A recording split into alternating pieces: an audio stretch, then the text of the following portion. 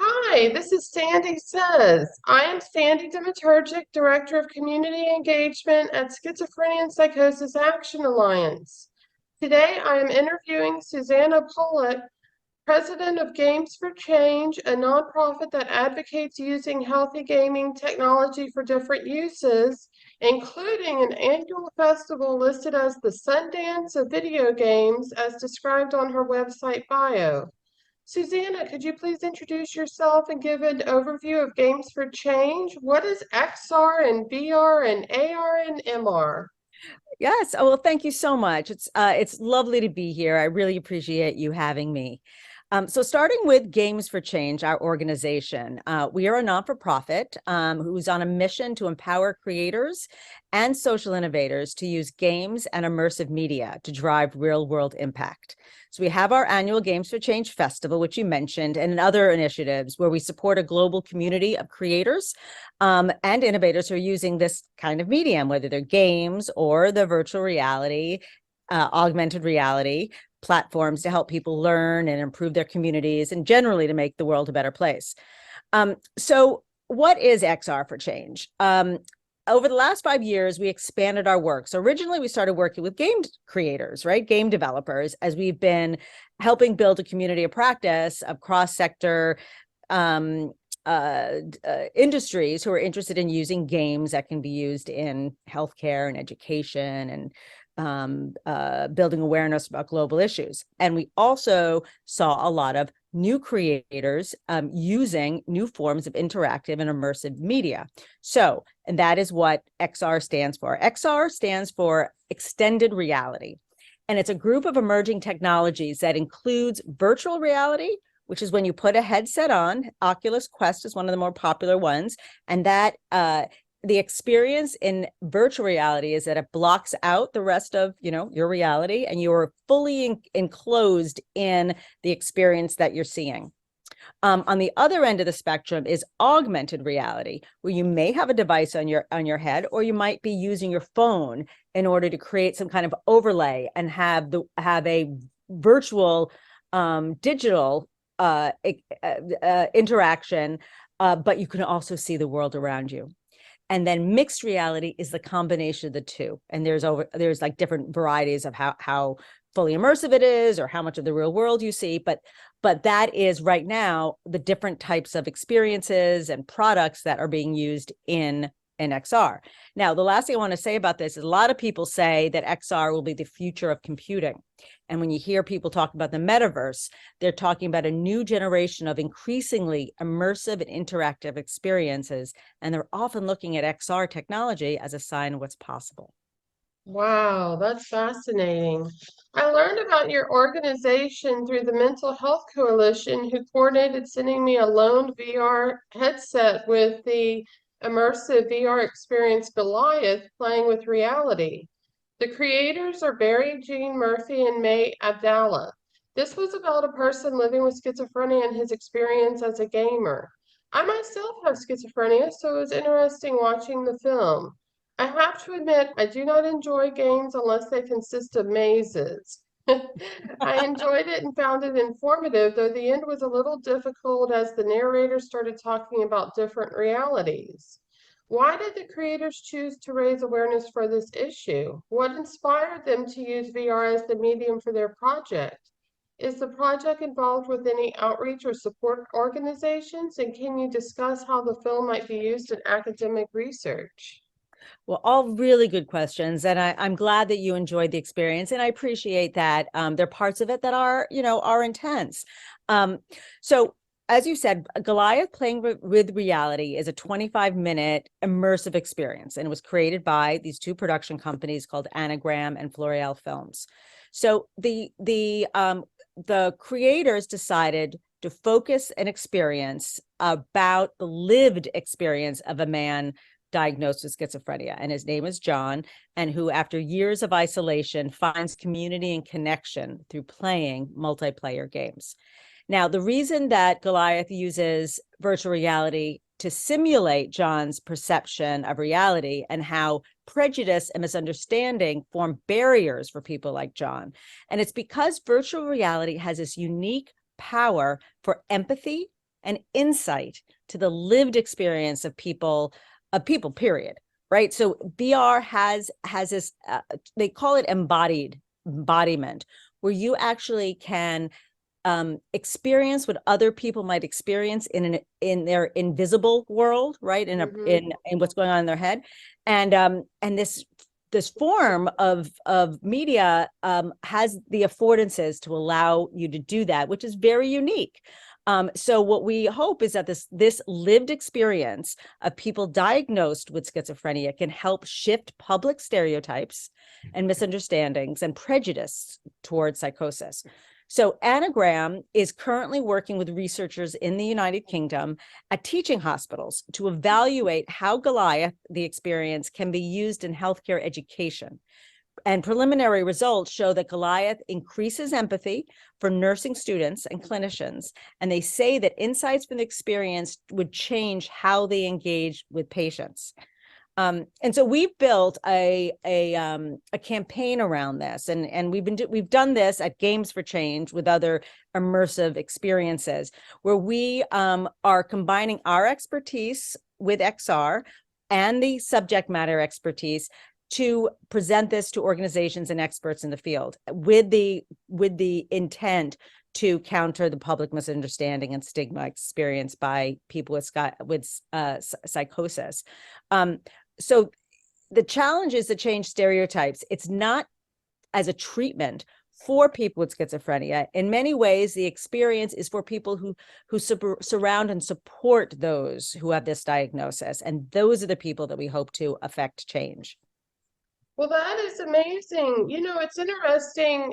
We have something called a blue book that we use in our essay meetings for people diagnosed with schizophrenia-related disorders. And the founder of essay said on page 26, the stigma is harder to deal with than the illness itself. So that's very commendable what y'all are trying to do. Well, thank you. Thank you. We're also partnering with organizations that support people with schizophrenia, and I'll just give a couple of programs to give you a sense of what we're doing. So we're working with two distinct populations right now.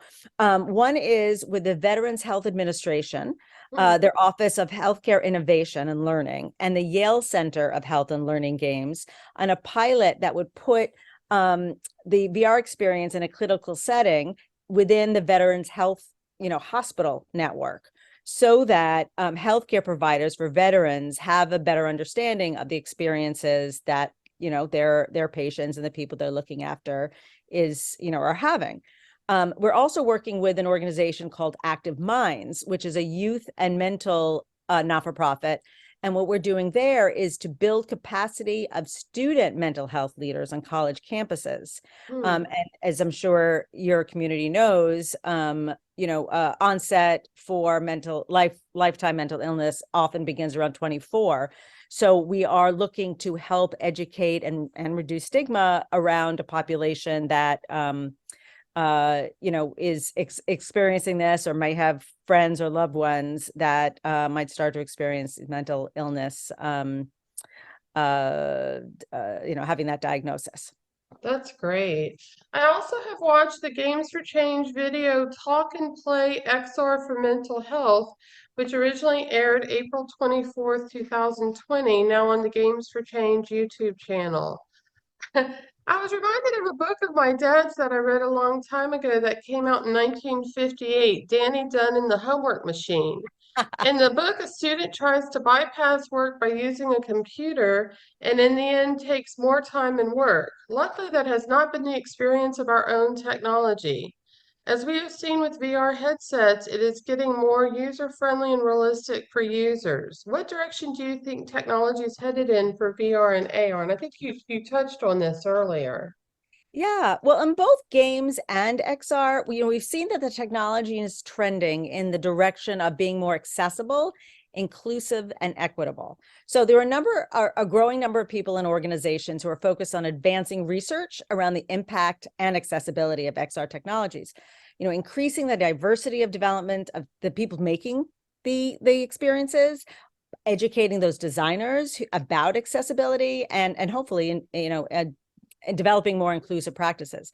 For example, there's an organization in the in the UK called the XR Health Alliance, and they're dedicated to the development, investment, and adoption of immersive technologies in healthcare. And they're bridging the gap between industry, research, and the healthcare sectors to unlock new cross-sector innovation and collaboration. Another organization is called XRHA, and they released a report on the XR and healthcare ecosystem, and it includes a number of recommendations and research insights and case studies to develop deeper understanding about the growing XR in the treatment, diagnosis, and management of mental health disorders, which is different from what we're doing with Goliath, which is about the surrounding, support system.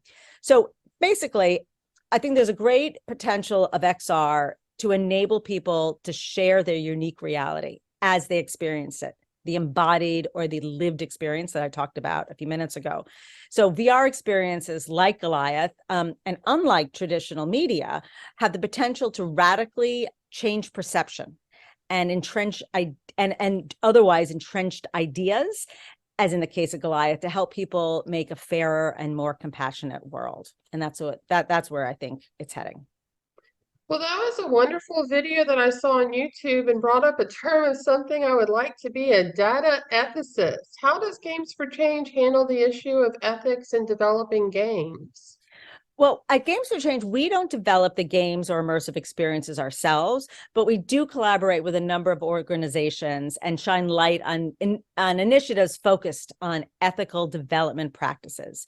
In a lot of ways, this intersects with the work we were just speaking about and focused on accessibility and inclusion. So we're committed to advancing the safety, accessibility, and inclusion in both the gaming and immersive experiences. And we're particularly interested in how we can make online gaming spaces and immersive spaces within even like the metaverse that I mentioned earlier, safer and more beneficial for youth. And we recognize that we have an opportunity to make gaming communities more youth-friendly and inclusive, and also marginalized communities who otherwise might feel the effects of intolerance, of bullying, and things like that. And we want to create a more friendlier, kinder, civically engaged, pro-social generation of players. And so one of the things we did was launch an initiative called Raising Good Gamers, and it's in collaboration with Take This, a not-for-profit that's focused on just decreasing stigma and in mental health in games. So we're actively working with cross-sector communities, and that's something that I feel very deeply about, is bringing different organizations of people together from different backgrounds and practices to come up with solutions together. And so that's what we're doing with changing the culture of online communities. The ethicist part, like the data ethicist, that is a lot of it is also focused on how data is used to help offer experiences and new ways of engaging in our digital world. And there is a lot that's being discussed right now on where the data pools are coming from, and making sure that the pool of data itself is inclusive, is representative of the communities that people are going to be using it, and that there isn't bias in those data pools. And that's where also the inclusivity comes from, making sure there are diverse data sets that come from populations that are actually using the tools that we're using. And there are data ethicists. It's a fascinating field. And I think it's really, really important for the future of our digital experiences.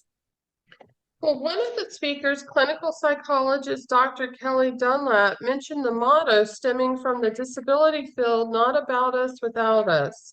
Can you tell me more about the creators of Goliath and the process of coming up with the design of the field? Did the creators consult other mental health-based organizations, or was it based, and I think you already touched on this, whether or not it was based on a real gamer with schizophrenia? Yeah, well, I'll tell you the story behind it for sure. So yes, the Goliath was inspired by a true story, a real gamer with schizophrenia, and many experts and mental health organizations were consulted, right, in the design of not only the experience itself, but also the impact campaign they're working on. So the inspiration was initially an observation that one of the creator's friends made about his brother several years ago. So this is John's brother. The friend noticed after being released from a psychiatric institution, one, that he barely recognized his brother. The medication was affecting him so strongly. But when he saw his brother playing online and gaming with his friends, he immediately saw his brother again. He recognized his brother again, and he was full of life when he was online. So to make Goliath, the creators worked with John and conducted interviews with him and shared their progress with him during the production to make sure it reflected his actual experience. So John was part of the creation process. They also studied scientific literature on schizophrenic disorders and the perception by the public. And they ran workshops with people with lived experience of psychosis and shared what they thought VR could be used to best represent their experiences of psychosis. So this piece was made with the community, not just for the community. They have also worked with a panel of experts, including researchers and psychiatrists, caregivers, and people with lived experiences, to advise throughout the creation of Goliath. And I think it is the way that these kind of experiences need to be built. Talked about earlier about cross-sector partnerships, but it's also with the community that we're looking to serve. They need to be part of the story and part of the creation of these experiences and interactive ways of engaging on the issue. And I definitely agree. Another of the panelists on Talk and Play, Dr. Albert Skip Rizzo, mentioned the potential triggering effect for people who have experienced psychosis. According to him, many studies say otherwise, that people having previous psychosis can participate in VR. Do you plan to promote the idea that there is a chance a person who has had psychosis might be triggered? What places do you hope to present the films, like at libraries? Well, first of all, Goliath is not a therapeutic experience. It was not designed for people with psychosis, it per se. And our impact campaign, right, is primarily designed for the public, to counter public misunderstanding and stigma experienced by people with psychosis, and to offer insight to caregivers, from medical professionals, to family members. So and we're working with extraordinary organizations and agencies to on the front lines of mental health to create multiple pathways to reach our target audiences. But we do make sure that everyone, regardless of their diagnosis or their familiarity with VR, we make sure everyone is prepared for the experience through a very delicate onboarding process, where we have people do an online survey so we understand how whether they're familiar with it. We prepare people with language that says they might see disturbing images, flashing lights, kind of some of the things you might see right before you go into a film, just to prepare you for the content and some of the technology that's being used. And then we also tell them that they could leave the experience at any time if they're uncomfortable. On the other end, we create quiet spaces for reflection after the experience. We call this aftercare. And in many times that moment after you take the headset off and you need to kind of like decompress, that is a really important moment to respect the viewers, their personal experience going through it. So we take great care to make sure that the overall experience from onboarding through watching it to aftercare is handled sensitively and respectfully. Well, oh, sorry, go ahead. No, please. Oh, I was just going to say, I know S&PAA, formerly SARTA, had an art exhibit that was well received called Hearing Voices of Support, where people watched videos from the perspective of people diagnosed with schizophrenia-related disorders and caregivers. Would that be considered 2D? Your film seems like the next step in the evolution of experiencing other stories and symptoms. Exactly. Absolutely. So 2D, the linear experience, right, of watching something unfold on a screen, right? That's one way to experience someone else's, to understand or to see what someone else's experience is, or even if it was just audio, right? Listening to a personal account or interview. When you put it all together in this, in this immersive medium that has different technology opportunities and affordances to trick, I mean, really, it's like to trick your mind, right? To feel as if you are experiencing those, those symptoms. It's a very powerful medium, and yes, it can be emotional and it can be upsetting and offsetting, I guess, feeling a little imbalanced. But it's done with real care, right? The experience is done really sensitively, that brings you through an experience and takes you out of it in a way, with our help at the other end, so that you can leave the experience calm and say, I've just gone through something. I've seen the world through somebody else's eyes. I've felt some of what that person might be feeling. Mm-hmm. Now I'm going to come out of it calmly and take away, the insights that I've had for the last 20 minutes. Well, Goliath, which is narrated by Tilda Swinton, is award-winning winner of the Grand Jury Prize for Best VR Immersive Work at the 78th Venice International Film Festival in 2021, and nominated for a News and Documentary Emmy Award in the Outstanding Interactive Media Innovations category in 2022. That must be so exciting for your organization and the creators. Yeah, well, Goliath is a phenomenal piece of art and storytelling, which has the potential to make meaningful impact in awareness and understanding and treatment of diagnoses like schizophrenia and psychosis. So we were absolutely thrilled for the Emmy Award nomination this year, and also for the win and the recognition at the Venice Film Festival in 2021.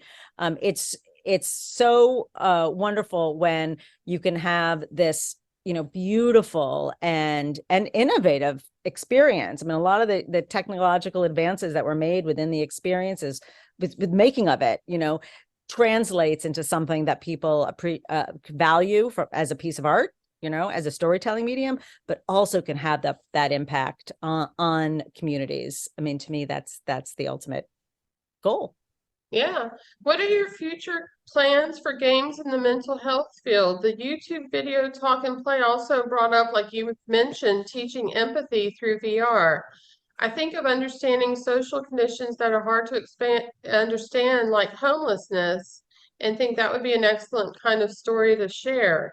Your organization discusses many uses in the report XR for Social Impact, a Landscape Review. Can you provide some examples? Oh, yes, I'd love to talk about this, and probably could talk about this for, an entire hour.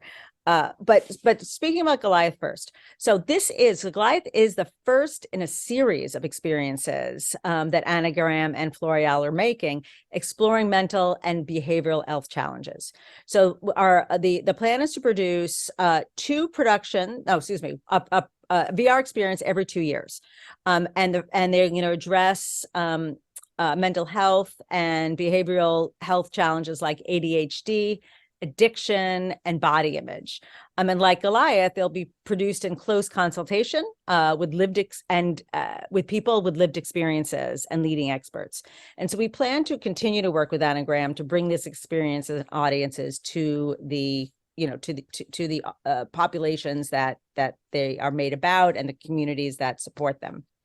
But generally, let's say separate from the work that we're doing with Goliath. So we talked about how VR has shown to be an effective digital therapeutic educational tool, especially promoting soft skills such as empathy and compassion and communication. So for health professionals, there is a lack of education in empathy.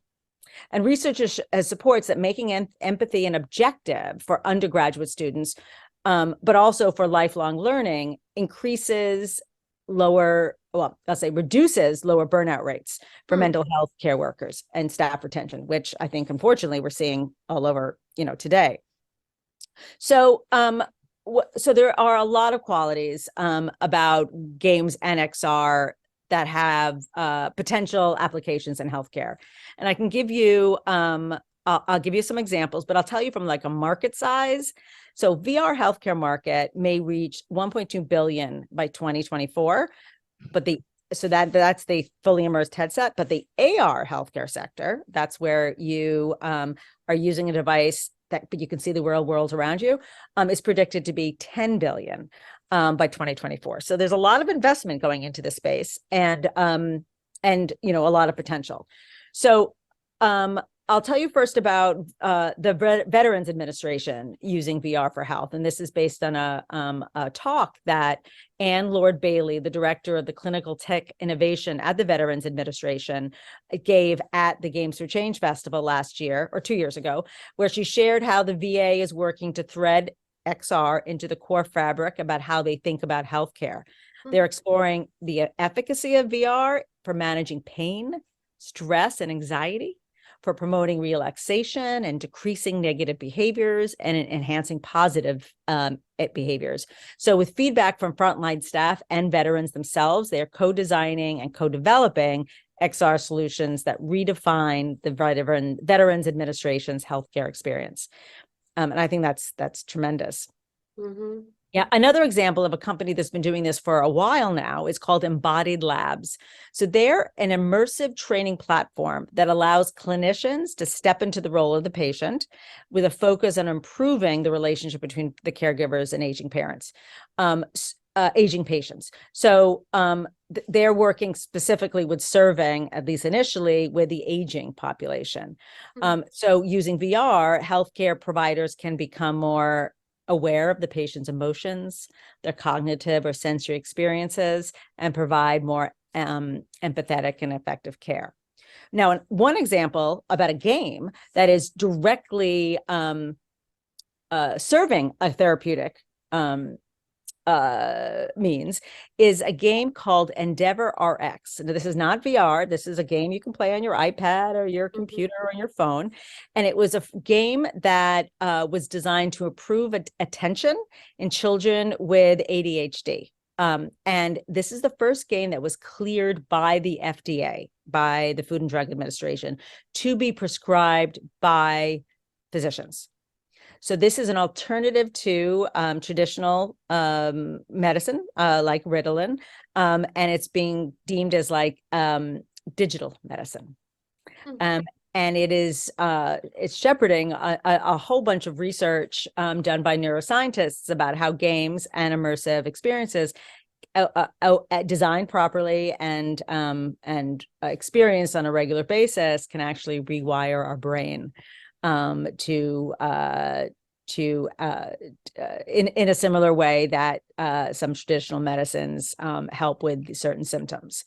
So these are just a couple of examples, of real world examples of how organizations and companies are developing product that are being sold and distributed throughout the healthcare sector, and I think charts the path forward for many others. How can somebody get involved in your organization's activities? Oh, well, we'd love people to participate. So if there's interest to attend any of our events, we do have a Games for Change event, a festival that happens in July. It'll be from the 18th to the 20th, and it focuses on games and XR and how these mediums can be used across different industries. You can get information at our website, gamesforchange.org. You can sign up for our mailing list and find out more about the program, about screenings of Goliath, which we expect to happen over the course of the year. And then there are other experiences that we have to offer, ways to work with us that you can find out on our website. Well, thank you so much, Susanna, for being here today and letting me interview you. Don't forget to subscribe to our YouTube channel at Schizophrenia Psychosis Action Alliance, and have a great day. Bye. Bye.